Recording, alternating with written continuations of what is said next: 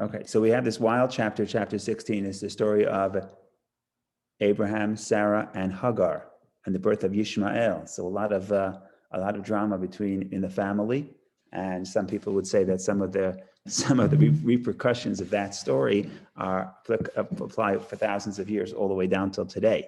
So we'll read that story and we'll think about the various ways of reading the story and figuring out whether or not the Torah is critical of Abraham or Sarah, and what is the bigger message, I guess, if we can figure that out. But before that, one more point about the previous chapter, which is the covenant between the parts. When God makes a covenant with the people, with Abraham, and that's a promise that his descendants are going to get the land of Israel.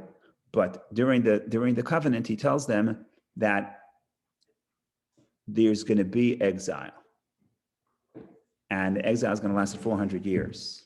And as we said, that toward the end of the scene, there's also imagery that alludes to the future exiles, not just the exile from Egypt. Because the Medrash says, if you look back at page 69, the Medrash says that when it says verse 16, right after God already spoke about verse 17, after God already spoke about the Exodus in Egypt, and 4 generations you'll come back to Israel. So verse 17 reads, so it happened, the sun set, and it was very dark. Behold, there was a smoky furnace and a torch of fire which passed between these pieces. So if I'm not mistaken, the Medrash says that this verse alludes to the 4 subsequent exiles, that there's going to be spiritual darkness and physical darkness and oppression.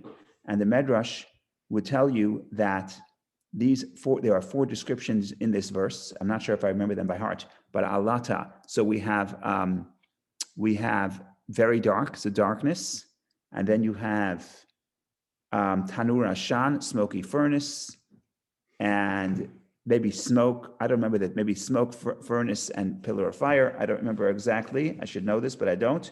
But Rashi also says that these verses, Rashi says,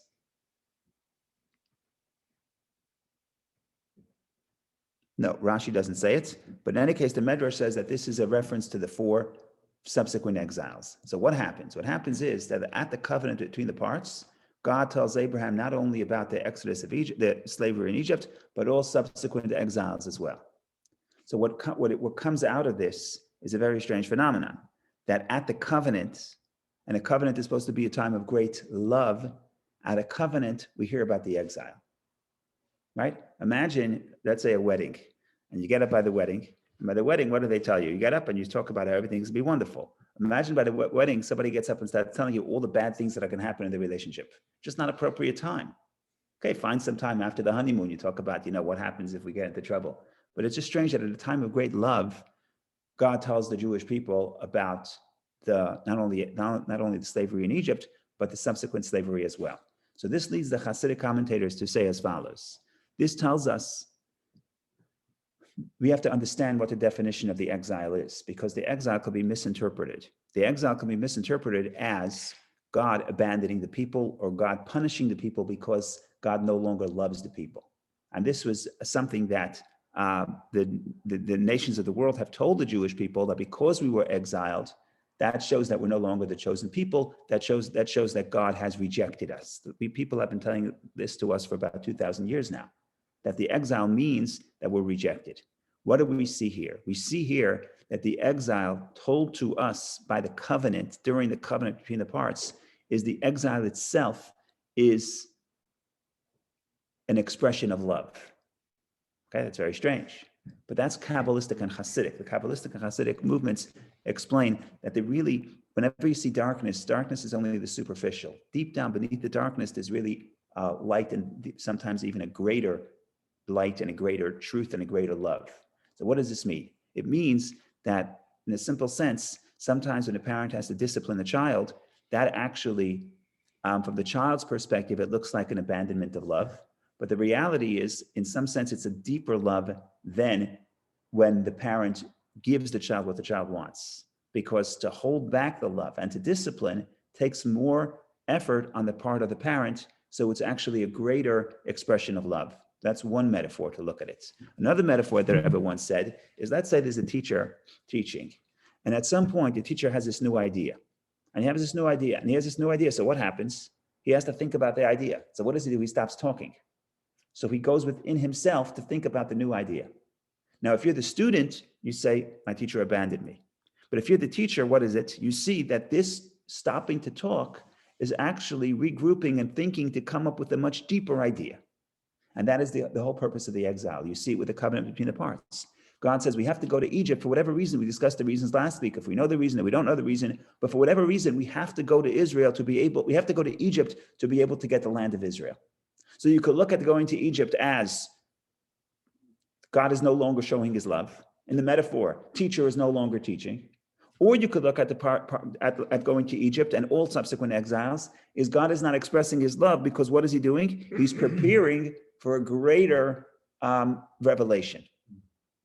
And that tells us how to look at all darkness, all difficulty. You could look at difficulty as a divine abandonment, God abandons us, or you could look at difficulty as a preparation for a deeper and more meaningful experience that will be post this darkness. And by putting the story of the exile in, God tells Abraham about the exile at the covenant, and covenant is a sign of great love. God is signaling to Abraham to tell his children, because we're the ones reading this portion, that make no mistake, the exile is not an abandonment of the love. It's actually expression, in some sense, it's a deeper expression of the love. So that applies to exile, but it applies to all challenges in our life as well. We could look at any challenge as a challenge. We're challenged because God abandons us. Or we could look at challenge as it's actually a deeper expression of divine love, because we could actually grow from this challenge to a place where we would not have been able to grow without this challenge.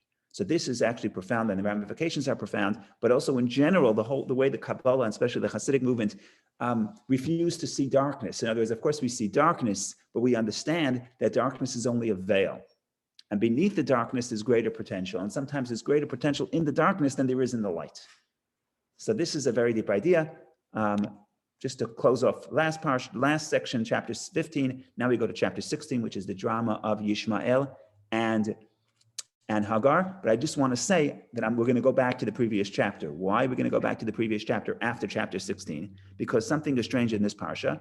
Because God promises the Jewish people the land of Israel twice. Well, 4 times, but there's a covenant twice. Chapter 15 is the covenant between the parts. Right? God, as we read, God tells Abraham, cut the animals in half, walk between the parts, and I promise you, I'm giving you the land of Israel. That's chapter 15. Then we have a break, chapter 16, which is the story of Hagar and Ishmael. And then in chapter 17, we go back to the land of Israel and a covenant, but this time it's the covenant of circumcision. God tells Abraham, you circumcise, you and your family, and then I'm going to give you the land of Israel. So why do we need 2 covenants for the land of Israel? We have covenant between the parts and what the Torah calls the covenant of circumcision.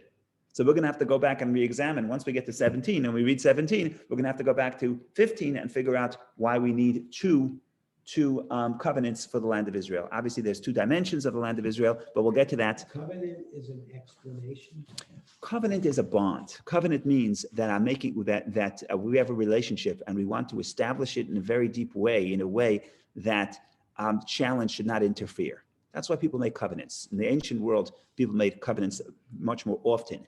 Today, we don't make that many covenants. I guess the best example would be a covenant of marriage, where it's not like a business deal, which business deal is supposed to be mutual. I'm here because I benefit. If I don't benefit, I'm out, right? But hopefully a relationship, which is marriage, you have relationships with children, so that's a deep connection. But a relationship which marriage would mean it's somebody else, and I'm committing to connect even in the face of obstacle. Of course, it's not absolute. Sometimes you have to undo the covenants. But the purpose of the covenant is to make a deep connection that would withstand the regular waves of challenge and distraction. Sometimes it could be a tsunami. It's okay. So that's a different story. So we have divorce in the Torah. So that's the covenant of marriage. This is a different covenant. This covenant does not get canceled. But that's the idea of covenant in the ancient world. It's like if I'm your friend and I say, I want to be Seth's friend, but maybe one day I'm going to say something that will offend Seth. Maybe one day Seth will say something that will offend me. So you know what? Let's make a deal. What's the deal? No matter what happens, we're always going to be friends. Now, even if I got offended or you got offended, we say, doesn't matter. We're still friends. We still have that great bond. So at the moment of this great bondage is an expression of deep love, and that's why you make a covenant. But we have two covenants. We have one covenant, chapters 15, the covenant between the parts, where God says, I'm making a covenant with you, and you're going to get the land of Israel. And then once you want to skip a chapter, then you get to 17, and God says, oh, you know what? Let's make a covenant with the land of Israel. That's a circumcision. You circumcise, I give you the land of Israel. 1 second, didn't you already give me the land of Israel? Chapter 15. So we have to get back to that. That's the question. I don't know if we'll get to it today because we have to deal with chapter 16, which is full of drama. So maybe we won't get to it today. But I'm just saying, when we're moving on from 15, but we're going to have to go back to figure out the difference between the covenant of the parts, where we got the promise of Israel, and the covenant of the circumcision, where we also get the promise of Israel. Why do I need two covenants for the same land? Well, maybe this in between chapters. Maybe that will give us some information. That's a good point. That's a good point. A reason. Maybe. That's a good point. Okay, tremendous amount of drama here. What's the drama? The story we know. We'll read it inside also, but what's the story? The story is that Sarai, at this point, her name is Sarai, Abraham's wife, has no child. So she tells Abraham, why don't you marry my maidservant, Hagar, and I will be built up through her. What that means is, in the ancient world, if the maid has a child, it could be considered the child of the mistress. It's similar to, I guess, in the modern world where you would have a surrogate child, similar, same idea. But you also have that later in the story. We'll see later that Rachel also, when Rachel didn't have children, she told Jacob to marry her maidservant Bilhah, and she says the same thing, I will be built up through her. So Abraham does that, he marries Hagar. The problem is Hagar becomes pregnant. When she becomes pregnant, she no longer has any respect for Sarai at the time. So Sarai is very upset at Abraham. Says, look what I did for you. I gave you my maidservant, so you should have a child, and now she is dishonoring me. May God judge you. And basically Abraham says, okay, do what you want to her. Sarai ta'aneha. Ta'aneha is a tricky word. How do they translate it? They're going to translate it as dealt harshly with her. That's how they translate it here. The word could be either stronger or weaker, depending how you want to read it. Dealt harshly with her. Sarai. Who dealt harshly? With the maidservant who now became the wife, who now is pregnant, and now feels like she's the mistress of the home because she's pregnant. And she's going to be the one to give. Well, but we're going to have to read that. We're going to have to examine that carefully. And we're going to read it inside. But the bottom line is, in the second half of the chapter, she runs away. And when she runs away, the angel of God comes to her and tries to convince her to go back to Abraham's home. So spoiler alert, she does go back. But it's not so easy for the angel to convince her. He tries once, twice, three, four. He keeps trying. Finally, he gives her a promise and she says, okay, I'm going to go back. Okay? So this is a fascinating story. We want to think about what Sarah did. Was it right? Was it wrong? What does Hagar need to hear to go back? We have some certain promises about Yishmael that we're going to hear about that the Torah gives to Yishmael. We're not even sure what that means. There's different interpretations. So this chapter is full of mystery and full of drama.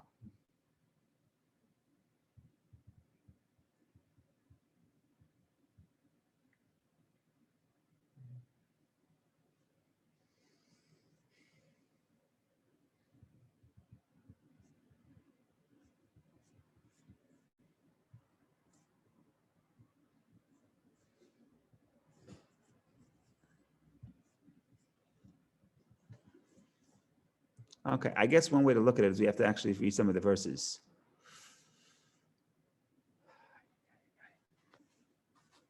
Shaddai means Shaddai is one of God's names.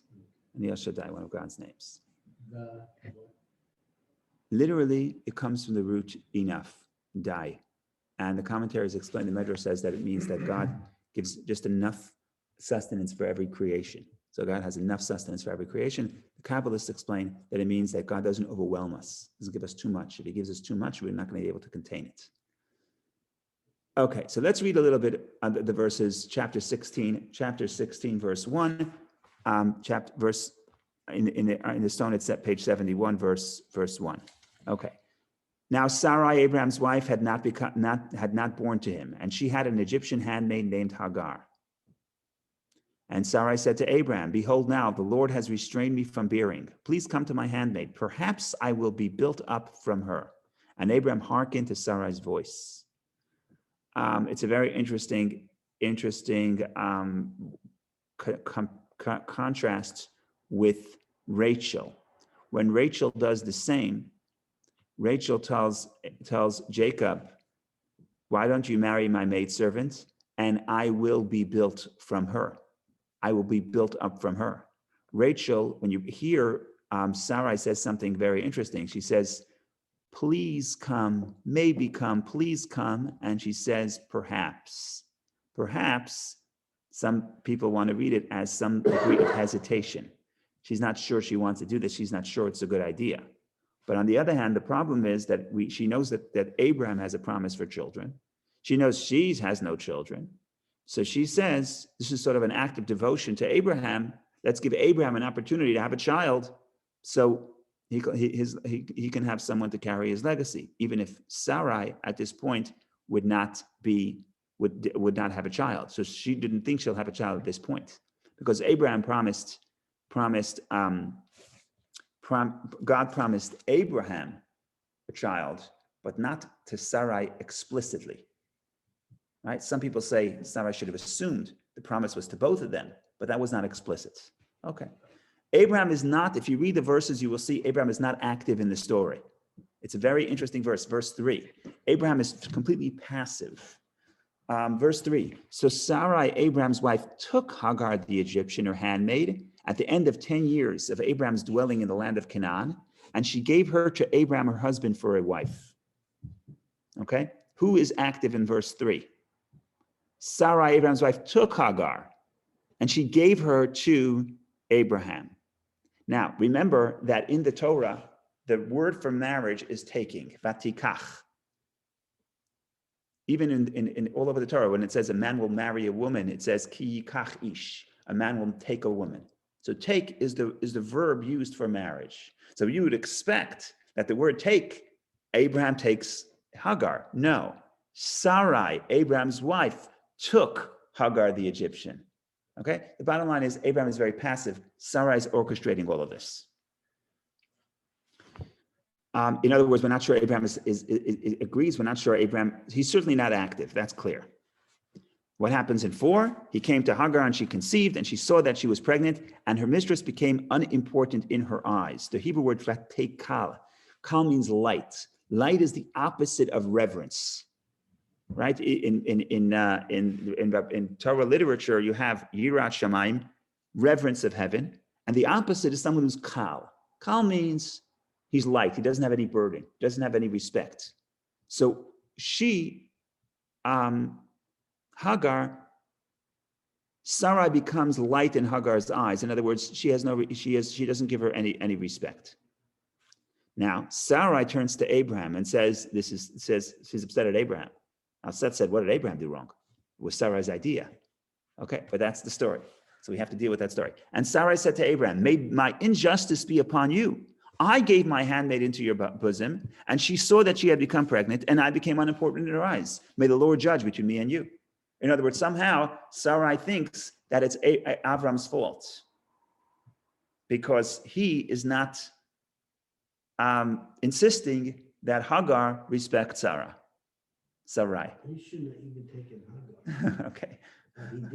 But he did so. He circumcised, so he couldn't make, what's the name? He couldn't have, Sarai couldn't become born. Yes, but we don't know this. You are very lucky because you're reading the book and you know the end of the story, right? So there's no mystery. Well, you know what happened. You know we're here. You know that Sarai had a child. That you know. Okay. But they're dealing in the dark. They have no idea. They know Abraham has a divine promise. He only has one wife, Sarai. Sarai says, I have no children, and you'll see later that Sarai doesn't think she's having any children. So she wants to be nice to Abraham. He could have said, I don't want to take it. He could have said, I don't want to take it. He did not do it, but what did he do? He didn't jump from the joy and say, what a wonderful idea. I read you verse 3. Verse 3 is, verse 3, he is completely passive in the marriage. Usually, man has to take a woman. That's all over the Torah. But man has to take a woman. The woman doesn't take. That's the description. Here, Sarai takes. So it's just showing you that he is hesitant. But again, just because you're hesitant, it doesn't mean. Let's continue reading. It's a complicated story. Okay. Complicated story. The bottom line is she's upset at him. Abraham says, "Me? What do you want from me?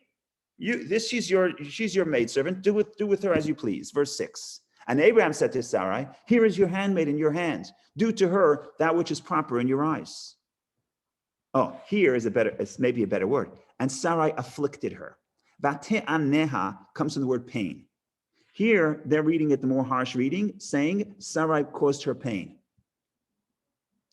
Other people read it differently. The interpretation of this exact word in verse 6. Sarai afflicted her. Here it says Sarai dealt harshly with her. This verse, how you read this word, colors how you're going to read the entire portion. So there's going to be at least two ways to read it. Okay. She runs away, and Sarai afflicted her, and she fled from before her. And then you have the story with the angel. We'll get to that in a minute, where the angel comes back and tells her to go back, convinces her to go back to Abraham and go back to Sarai. But that's verse 7. We'll leave that alone. We first want to deal with the first half. We have enough drama here to deal with this before we get to the end, which is Hagar should come back. So what are the two possibilities? We'll start with the more surprising interpretation, which is the interpretation of Nachmanides, Ramban, and other people follow him as well. The Radak and others follow him. Ramban says something radical. It's not radical. Ramban says something surprising for the traditional interpretation. Traditional interpretation views, as much as possible, the patriarchs and matriarchs as righteous. Right? You have modern interpretations that treat them as regular human beings, but the traditional commentators in the Medrash treats them as sort of holy and righteous people. Nevertheless, Nachmanides says in these words, I quote, if I can find the text. Nachmanides says in these words. Nachmanides says, if I have it here, I don't know that I do. I thought I did.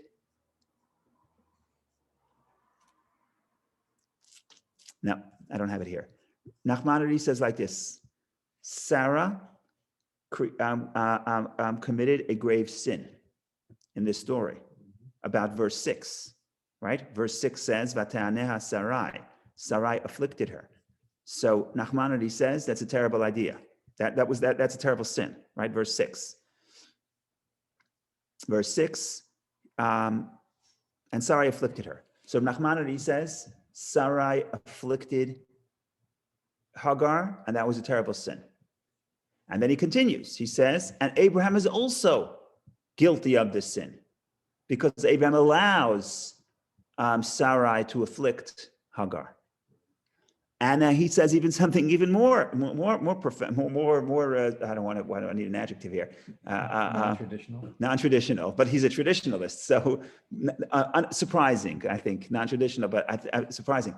He says, and you know what happens? You know what the result of the sin is? That's why, as you will see later, what the angel says. It's not clear what the angel says, but says Nachmanides. That's why today, in Nachmanides' lifetime, the children of Yishmael and Hagar are oppressing the Jews.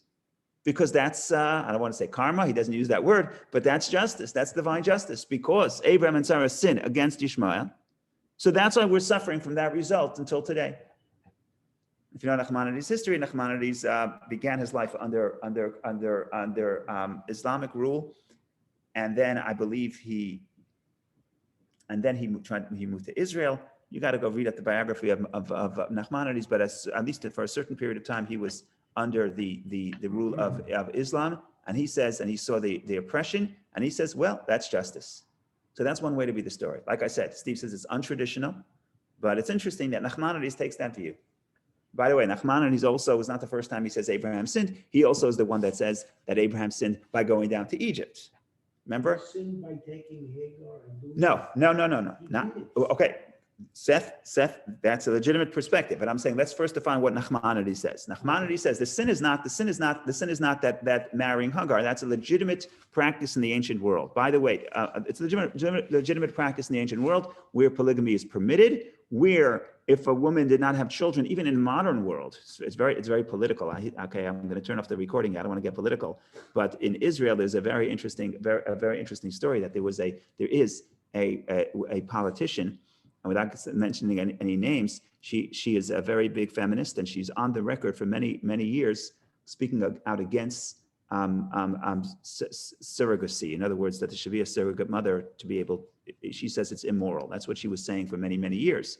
Happens to be that she just adopted a child. She just had a child through a surrogate mother. So it's creating this whole idea of, is that legitimate, is it not legitimate? So I don't want to talk about it because, again, I don't want to, thank God I'm not in that position. It's a very difficult position to be in. But certainly so even now it's an issue, but certainly in the ancient world, that was a legitimate way of having children for a woman who did not have children. Where else do you see it? With Rachel. And Rachel had children. She had Bilhah had two children for Rachel, and so did Zilpah. Leah also had only 4 children at that point. She wanted more. She tells Jacob, marry my maidservant Zilpah, and Zilpah's 2 children were also considered Leah's children. In other words, this is a legitimate practice in the ancient world. And I also want to say one thing that we'll see the difference here. But if you look at Rachel, not here, but at Rachel tells Jacob, marry my maidservants. And if you look at the verses there, she has the children. Who names the children? Bilhah or Rachel? Bilhah is Rachel's maidservant. And Rachel's maidservant has 2 children. Who names them? Rachel names them. Same thing with Zilpah's children. Zilpah's Leah's maidservants. She tells Jacob, marry my maidservant Zilpah. Zilpah has 2 children. Who names the children? Leah. So the mistress names the children of the maidservant because the maidservant's children are considered the mistress's children. That's the practice in the ancient world. That's according to Nachmanides. Maybe we disagree. In the world.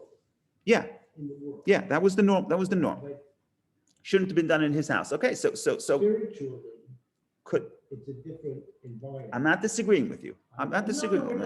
I'm not disagreeing with you. Well, let's just see. We have to understand. This is an understanding. No, I'm just saying we have to understand the context in which the stories are taking place. That's all. So Nachmanides says that the sin is not taking Leah. Nothing. Hagar. That was a fine plan. Others disagree. So others agree with you. So, but hang on there. I'm going to say it in a second. Others disagree. But Nachmanides' point is he has no business. Sarah has no business oppressing Hagar after she becomes pregnant, and Abraham should not have allowed that. That is Nachmanides' interpretation. As you will see later, there are other interpretations. Steve, go ahead, please. Well, inheritance, I think, I'm asking, is inheritance the primary issue? In other words, the primary issue is financial. So that's going to be the case in next week's Parsha. Next week's Parsha is another story of Hagar and Sarah after the birth of Isaac. After the birth of Isaac, Sarah says, we got to get rid of Ishmael because she says these words. She says, this lad, Yishmael, will not inherit together with my son, with Isaac.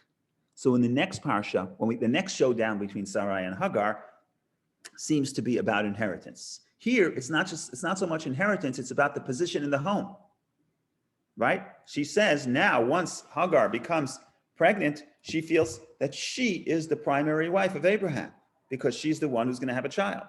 So it seems to me, maybe I'm wrong, but it seems to me that here it's about, that's what she says. If you see it twice, if you see it both in the let's see the verses. Verse in the story where it happens, verse 4 and verse 5, right? Verse 4 says the problem is, and her mistress became unimportant in her eyes. And then when Sarai complains to Abraham, she says, verse 5, I gave my handmaid into your bosom, and she saw that she had become pregnant, and I became unimportant in her eyes. So it's almost like they're fighting over the status of in the home. Who is the important wife? What you're mentioning, which is the inheritance, becomes a very important story, but that's the next story. That's the next, as they get a little older. So really, it's about how many years later? Probably 15 years later. When Yishmael is probably 15 or 16, that's when he's sent away. So that's when the inheritance is at stake. It seems like we're not there yet. We're even before the inheritance, even before the birth of the child. Now it's the question of who's Abraham's primary wife, and that is. Who did Abraham consider to be his primary?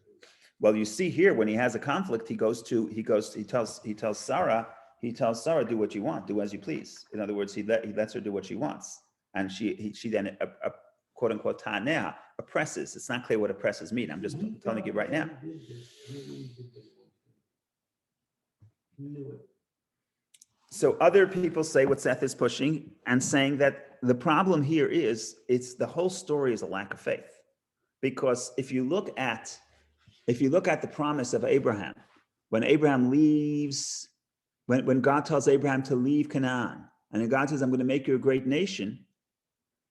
If you read the verses there, even though I have to admit there's no explicit promise to Sarai that Sarai is going to have a child, but the promise would be implicit because everything they were doing then, they were doing as a team. If you read the verses, it says, for example, it says the souls that they created in Haran, they were a team. And God, so other people say they should have understood that the promise to Abraham is really a promise to Sarai as well. So that is the other interpretation. So these are two interpretations that's saying that this is a sin on Sarai and Abraham's part, twofold. Either the fact that they were oppressing Hagar, and Abraham allows for the oppressing of Hagar, or the fact that he even married her to begin with. So that's the one hand of the story. That's one way to read it, that this is a problem in the behavior of Abraham and Sarah. I just have one. Go ahead. question. Do we have any insight into whether Abraham was very angry or disappointed with Sarai because she couldn't have a child, and maybe was he We don't see any indication. Yeah. We don't see any indication. We don't see. Maybe out of frustration and upset, she acted to. That's a possibility. That's a possibility. That's a possibility. Then you're going to put the blame back on him that he was he's being passive aggressive. He's influencing her. You make a choice to take this wife. Like I said, in this verse, it's clear that if you read the verses as you see, it seems like Abraham is not the one acting. The one active here, again and again, is Sarai throughout the story. Well, you can't become a father by being passive. I understand. But the question is, the person, the Torah writing the story is choosing to write it in a way that Sarai takes Hagar and gives her to Abraham. In other words, it's written in a way to emphasize that all the verbs are for Sarah. Of course, Abraham does an action, but the question really becomes what is the Torah indicating? The Torah, by the choice of words of how you write the story, indicates the atmosphere and indicates who is enthusiastic about this and who's hesitant. And it seems that they're both hesitant, but it's clear that Sarah is more active. As you will see in the next story that you alluded to, when Abraham sends away Hagar and Ishmael, there Abraham is active. Abraham, you'll read that story, you see Abraham is active. So compare these two stories, it doesn't really say he did anything. I mean, here's a guy who takes his son and is willing to take this huge action and is superior. I mean, kind of. Yeah. When he has to act, he acts. Process, and he goes and he's going to do that. And now he's acting so you may highlighting my point. When he needs to be active, he's active. So when he's passive, it's actually surprising. So it's not his idea. That's what he says. And when she comes to him and says, how could you allow this? He says, it's your maidservant. What do you want from me? I'm out of here. Okay, so that's enough real estate. We gave enough real estate to the point that Sarai is wrong and Abraham is wrong for accommodating Sarai's oppressing of Abraham. Okay, now that's all that we gave the space for the critique of Abraham and Sarah. Now, as grandchildren, we're going to stick up for Abraham and Sarah. Okay? Yeah, we all agree? A little bit of time, 5 minutes we'll give to defend them? Okay. The way to defend them is to say that what Sarah wants is legitimate. And the first thing we do is when we read the word, Sarah wants respect. In other words, she is the mistress of the home. If she lets Hagar take her place, that's wrong. That's injustice. She's Abraham's wife. Look at the beginning of the story. Sarai Eshet Avram. Sarai, Abraham's wife. Right? She's the primary wife, and she has to defend her position, and there's nothing wrong with that. Now, what we're going to do to defend them, we're going to go to the verse that says, Bate'anea Sarai, and Sarai afflicted her, and we have to soften that word. And what we're going to say is, Sarah afflicted her means Sarah, however we're going to translate, we'll see in a minute, but it means that Sarai Sarai imposes her authority. In other words, she shows that she's in charge. Now, what's the indication that it wasn't wrong what Sarah did? If you look later on what the angel says, the angel tells Hagar, go back to Abraham's home. And he says, verse 9, we're skipping ahead even though we didn't get to that story yet. Verse 9, and the angel of the Lord said to her, return to your mistress and allow yourself to be afflicted under her hands. In other words, the angel is not saying the affliction is terrible. We should talk to Sarah to stop afflicting you. He says, no, you have to go and you have to submit. So there's nothing, if the angel, so you can read this as an endorsement of the angel. Now, it doesn't mean, but if you're going to do that, you have to weaken the word vihitani and say that it doesn't mean, you have to say that it doesn't mean, you would have to say it doesn't mean afflict or cause pain, but it would have to soften that word. And the way they soften that word is a few ways of doing it. One way to do it is to say that the root la'anot could be to inflict pain, but it can also mean to answer to somebody. Even in modern Hebrew, if you ask me a question, I answer is ani oneh. So that same root can be affliction of pain, or it could be answer. What is answer? Answer means someone asks you a question, you respond. In other words, you are explaining that the answer means you're a connection, you're a continuation to the question. In this context, it would mean that the answer would mean to make somebody answer to you would mean that you're in charge of that person. You're in charge of the home. And that's all it means. That's how you're going to weaken the meaning of vateaneha. Not she inflicted, but what was painful was that Sarah says, I'm the boss, I'm in charge. And Hagar says, I'm out of here, I'm out of town, I'm leaving. Now, what's so interesting about this? What's interesting is all of a sudden, Hagar is a maidservant. So to be a maidservant is not so, that's her position. It's not so unusual for her. So we understand when Sarai now has the maidservant not respecting her, Sarai is all bent out of shape. But if you're going to read according to this interpretation that Sarai did not afflict her, she just sought to impose her authority in the home, so why is Hagar getting so bent out of shape? Now the answer is a very interesting answer. The answer is that Abraham, as we mentioned until now, Abraham represents freedom. Abraham teaches people that before Hashem, everybody is equal. So Abraham represents freedom. If you get too close to Abraham, you can no longer submit to another human being. So some people want to say the fact that Hagar becomes Abraham's wife, it's not just now she has a child, now she's pregnant. So therefore now she says, well, I'm the boss because I have the child. But it's also because she's influenced by Abraham in a deeper way, and therefore she no longer wants to submit to another human being. If you look at verse 1, for example, verse 1 says, Hagar is not Abraham's servant. She is Sarai's servant. If you read the verse, you'll see that it's clear. If you read the verse, you see it's clear. Verse 1. And she had an Egyptian handmaid named Hagar. Not they had an Egyptian handmaid named Hagar. She had an Egyptian handmaid named Hagar. In other words, Hagar belongs to Sarai at this point. When she becomes close to Abraham, she marries Abraham. Now she says, I don't do this anymore. I don't submit to other people. And therefore, I'm a free woman. And Hagar, and therefore I'm not going to honor the person of the home who was the one who actually was kind enough to let me marry her husband.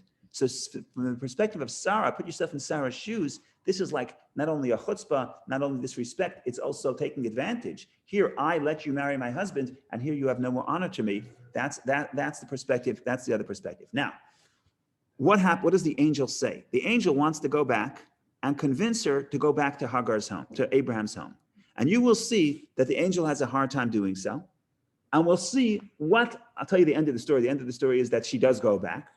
But it's very interesting to see what exactly convinces her to go back. So that's the next thing I want to do. But I think Seth has a question. So we'll take one last question about, no, I want to hear. We'll take one last question about the question of guilt. And then we go to the angel fulfilling the divine plan. The divine plan is Hagar has to go back. And Ishmael has to go back and has to be born with his father Abraham and has to be raised with his father Abraham. But there's a price to pay that if she wants to be in that home, she has to be secondary to Sarah, and she convinces her, the angel convinces her to go back, and it will be interesting to say how she was persuaded. Go ahead, Seth.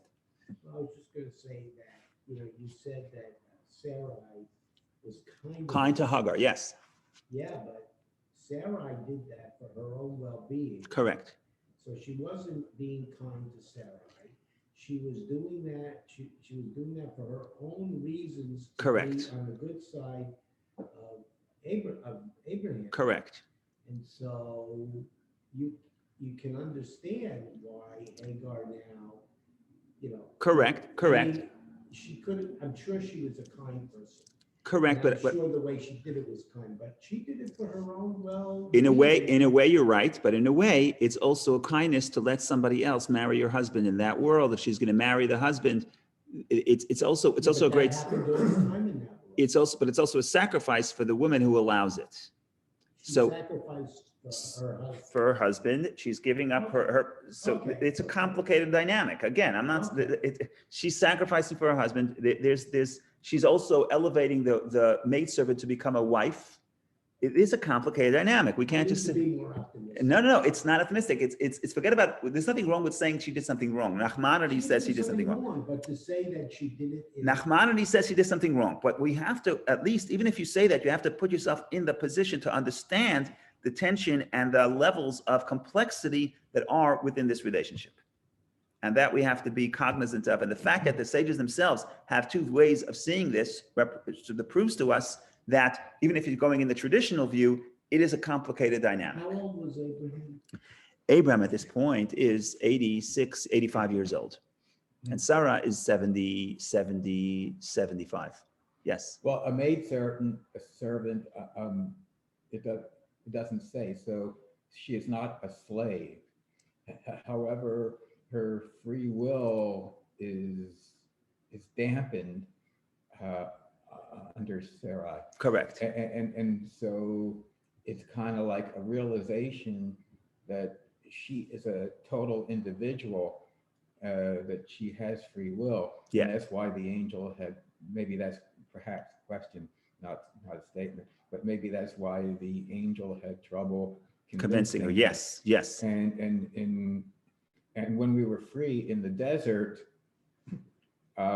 maybe this is a midrash, but didn't the women look into a pool of water and they saw their face, and the women realized, oh, I'm beautiful. When they were enslaved, yeah. And so it's the women that realized that they were individuals, yes, after coming out of slavery. In slavery.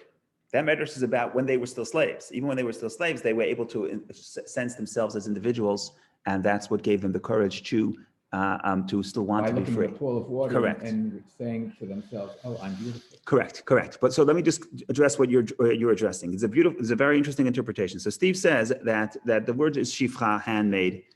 The scholars are saying there's different words for handmaid. There's amah, there's shifra. There's different words, there's different statuses of slavery. We're not getting into that right now. What is clear, because you don't have to be an expert in ancient Middle Eastern life, it is clear. The end of verse 3.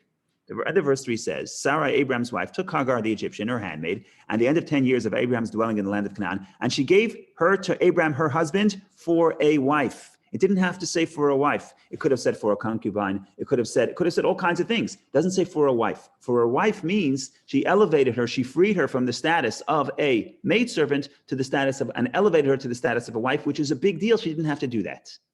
And that's why I'm saying to Seth that you could say she did it for her own good, but she didn't have to make her a wife. Right? In those days, you can have different wives, but you can also have concubines. You can also have maidservants. You can have all different. There's a whole structure within society where you can have a child with somebody without that person being the wife. And here, Sarah, from Sarah's perspective, if I have to defend my grandmother, so allow me to do so because it's our grandmother. If you have to defend your grandmother, she didn't have to do that. Right? It's a very important word. She gave her to Abraham, her husband, for a wife. Le'isha. Isha is a very important word. Because even if you look at the way Abraham, if you look back in the beginning of Genesis, where Eve has two words, has two names. She's named Isha, woman. She's also named Chava, Eve. Chava means the mother of. the mother of all living beings. So a woman as a mother is Eve. A woman as an independent person is Isha. Is Isha means a wife, but Isha could also mean a woman. So in other words, she raises her from the status of a maidservant and makes her an independent person, a woman and a wife. She didn't have to do that. That's a big sacrifice. The least you can ask for is don't then highlight that you're more important than Sarah. Sarah's it's just not acceptable. That's if you have to defend your grandmother. You need proof. Is that word that Sarah's deep kindness is for Abraham, her husband, for a wife. That is the word that highlights that it's Sarah's kindness. Rabbi, we're making Abraham. Hang on a second. Steve has a question. Then we'll go. Go ahead. No, it's Go ahead. a comment that she was also elevating the status of the offspring. Yes. Yes. In that the child is not just a child of a maidservant, but a child of a wife. So there it gets tricky because it's possible that when she says, I will be rebuilt through her, I will be built through her, it's possible that the child would be considered Sarah's child. That's not what happened, as you see in the angel. But it's possible when she says, I will be built through her, it would be her child. She would raise Yishmael. I'm not 100% sure that that's what she wants. It's certainly not what happens. It's certainly not what happens. And it's very clear, I alluded to it earlier, it's very clear by looking who is going to name this child. Who names the child is the one who raises the child. It's not just in the Torah, you look very carefully, who named it. Sometimes it's the father, sometimes it's the mother, sometimes it's the mistress, not the maidservant. It's very interesting to see who names. And like I alluded to earlier, that when it came to Rachel doing the same plan, telling her husband Jacob to marry her maidservant Bilhah, and she says the same words, I will be rebuilt through her. Who names it? Rachel names it, because Rachel's raising those children. Here, in reality, it's not Sarah's child, and you're right. It's Hagar's child. Hagar is elevated to be a wife, and she has her own children. But in the beginning of the plan, it's not clear. It seems like Sarah says, no, they will be my child. That never happens, because she's going to have her own child, but that never happens. But that's part of what the angel tells her. But you put your finger on a very important point. Go ahead, doctor.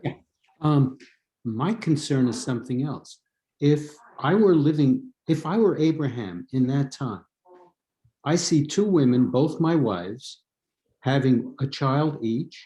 With a child, and I tell my jealous wife to do what she feels like doing, which would mean that he is totally passive about what's going to happen with his second wife and my child.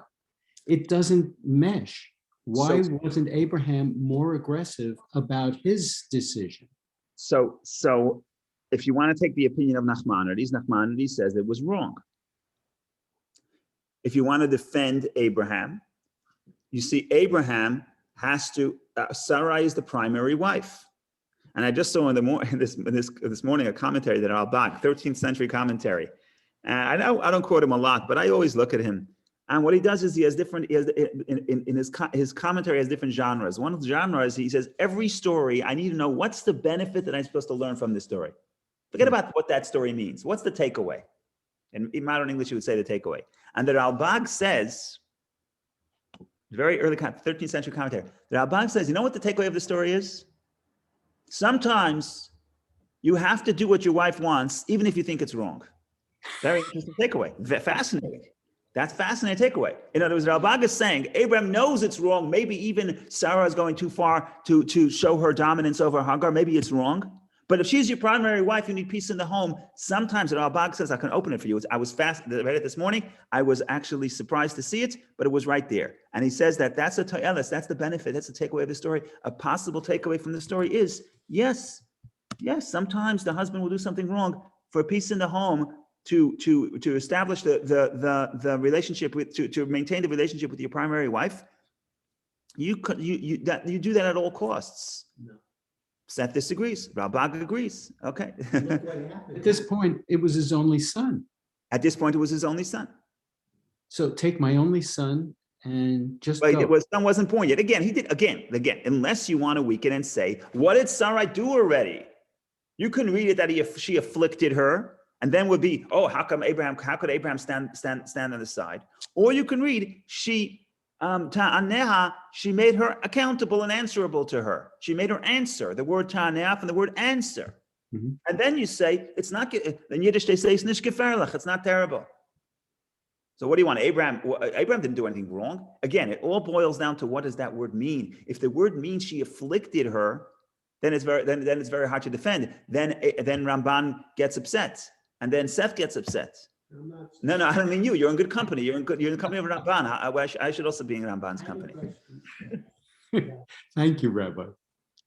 Thank you. Let's take Vicky and then next. Vicky, go ahead. Well, I had a question about Sarai's decision to make Hagar a wife. Maybe that was a mistake because by elevating her, she decided, she kind of gave her more freedom that she signed up for. And my question is, did Rachel also and Leah gave the maidservants as a wife, or they knew what they were signed up for? And that's why they had a right to raise their children themselves, because they learned. I'm just wondering because they probably knew the family story.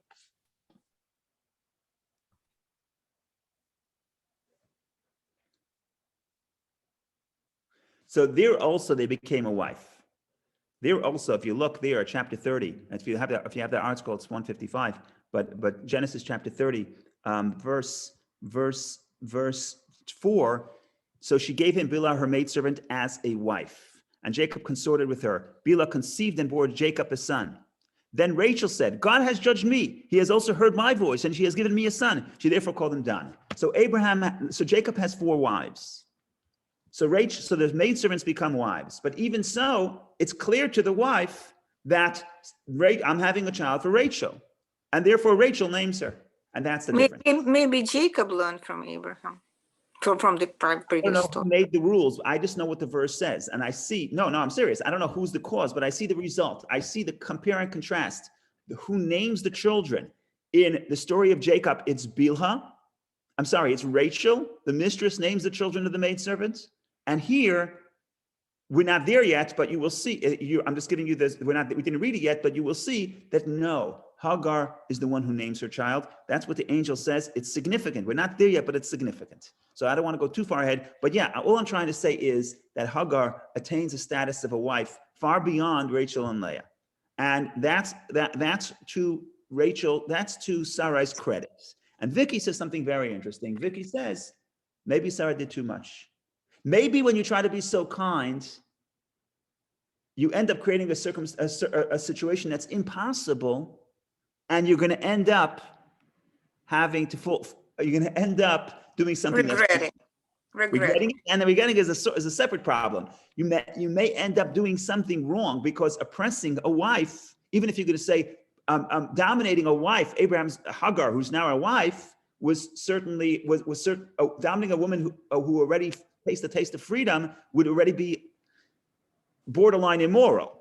If she never released her to be a wife, then it wouldn't be wrong. So maybe when you try to be too altruistic, you end up creating an impossible situation. And maybe that's another takeaway. I'm not saying it is, but I'm just saying. Right, and you have to be selective in who you will be kind. Right, and especially altruistic. It's very, very common for people to be altruistic. They give away everything from themselves, and they don't defend their own needs, and they give everything away. And then they can't live up to that because it's impossible.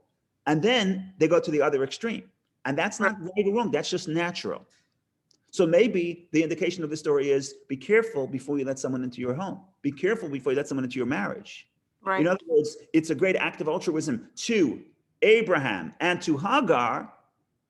But maybe it's not. Maybe it's better to be quote unquote normal, not altruistic, and then you won't have the pushback, because to live up to that level of altruism is almost impossible. So does anybody talk about it? Yes, modern people talk about this. I haven't seen it. The modern people talk about this, but the modern people say whatever they want to say. In other words, if it makes sense to you, it's a good interpretation. You can't say the Ramban I have to take as a legitimate interpretation, even if I disagree. The modern interpretations, if it makes sense to me, then it's good. If it doesn't make sense to me, you don't have to take it. Thank you, Rabbi. Okay, let's make a little bit of progress. Let's make a little, 3 minutes left. Should we just call it a day? Well, Yes, when you say Steve. modern situation, that means it's tinted by Yes. psychology and psychiatry Tilted, but and maybe, Freud. but maybe maybe it's illuminated. Maybe it's illuminated by, maybe we have insight that wasn't available 1,000 years ago, But like it's a social science that became kind of like part of the culture. right? And But so that's part of your term modern. correct. But maybe that's good. Maybe now we have insight. Maybe when we're sitting and reading these stories with what modern science tells us today, maybe we have more insight than our ancestors did. It's possible, right? Because Torah has so many layers. So maybe we're discovering new layers to the Torah's interpretation that the previous generations didn't have, because we use science and we use psychology to understand, to get deeper insights in Torah. So maybe, yes, maybe we're coming up with new ideas that are legitimate, because in the Torah there's infinite amount of The interpretation. Rebbe says Yeah. that a man is supposed to make his wife right, Right. but if it's gonna cause chaos, then you gotta be a little more, Gevurah. Yeah. And that's modern. Yeah. He says, you should be to a certain extent, you have to love and be loving and all of that. And if you don't have to be right, don't be right. Right.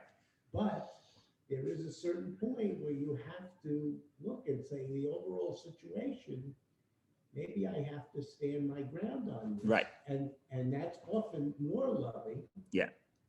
The Rebbe says this. Yeah. So to apply what Seth is saying to our story, because Dr. Ken asked, how could Abraham stand by when Sarah is oppressing Hagar?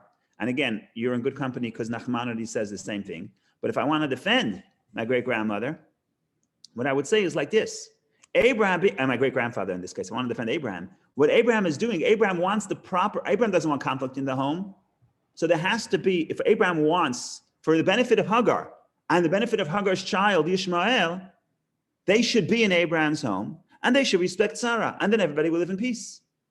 So by him allowing Sarah to I don't want to say dominate, but to put down who's the boss in the home, that's actually for the benefit of Hagar. Now Hagar says, I'm not interested in, and she packs her bags and runs away. But you're going to see later that the angel says, go back.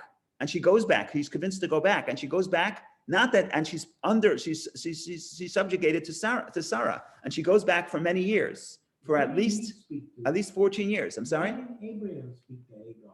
He should have really gotten and said, if he really cared about his wife, Maybe. he should have. Yeah. That's what I'm sort of saying. That why didn't he take a? That's a stand good and question. say, He's passive. He's too passive. this Yeah. is- I hear we you. gave you a great honor. I hear you. And you're taking advantage. I hear you. I hear you loud and clear, my friend. I hear I you. don't know what. Maybe that would be a better situation. I hear you. think I this hear is you. his responsibility. I hear you. But what I do want to say that when it's clear, I'm not going to say it's clear that Abraham loves Hagar, but it's clear that Abraham loves Ishmael. That's clear. His son Ishmael, and has a very hard time sending him away next week's parsha. So it's clear that Abraham would prefer, but both Hagar and Ishmael live in his home and are raised in his home. He doesn't. Even when God says Sarah is going to have a child, Isaac.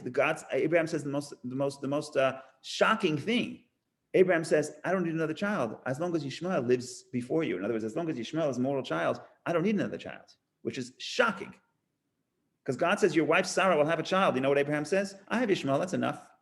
Right? So it's shocking. We'll get to that later. But the bottom line is Abraham wants Hagar and Ishmael to be in the home. But he understands that for them to be in the home, Hagar has to behave. And behave means don't flaunt and don't say that don't show that you're more important than Sarah. So when he allows Sarah to express her dominance, maybe that's for Hagar's benefit. And Seth says maybe Abraham should have done it. Maybe Abraham can't do it because from Abraham's perspective, Hagar is my wife. I cannot tell my wife to submit to somebody else, right? It's just not. It's not the. No, It's, Rabbi. it's not. It may not be the right relationship, right? He's not viewing her as a maidservant. She's viewing her from Abraham's perspective. She's my wife. From Sarai's perspective, she's my maidservant. So maybe Abraham cannot get involved in this relationship. Perhaps Abraham should have erected a second tent. maybe that's a good idea. Yeah, but Abraham. So, yeah.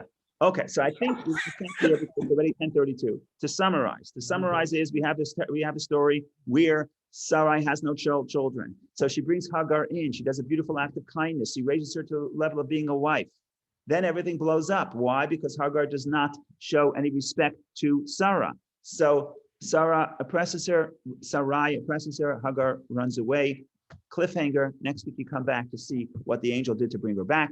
How do you want to read the story? So we had at least two ways. You could read it negative, and the way Nachmanides does, Sarai should not have oppressed her. Abraham should not have allowed for the oppression. You can read it the way other people read it and say, no, Sarai is defending her status in the home. That's exactly what she should have done. And if you want indication for that, it seems like the angel is totally fine with it, because the angel tells Sarah, go back and be, quote unquote, oppressed. He uses the same word, ani. Be oppressed, submit to Sarah, and if you do, everything will be fine, and everybody will live happily ever after. You'll see she's not so excited to do that, so we'll see what the angel does to convince her to do so. But for that, you have to come back next week. Thanks, Rabbi. Thank you. I'll be Great back. session. Wonderful. Have a great Thank you. day. Not yet. Next chapter. Next chapter. Happy Hanukkah. Happy Hanukkah, everybody! Don't forget to light your candles tonight. Happy Hanukkah. After Thank you very much. Happy holidays. Happy Hanukkah. Maybe the whole purpose is that circumcision.